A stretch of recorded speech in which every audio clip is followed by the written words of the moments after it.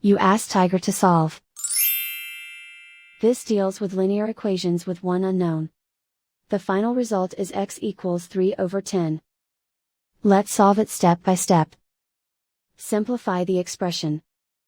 Group like terms. Simplify the arithmetic. Group all constants on the right side of the equation.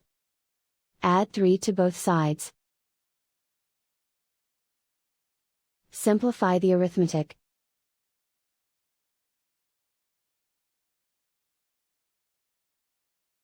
Isolate the x. Divide both sides by 10. Simplify the fraction. And so the final result is x equals 3/10.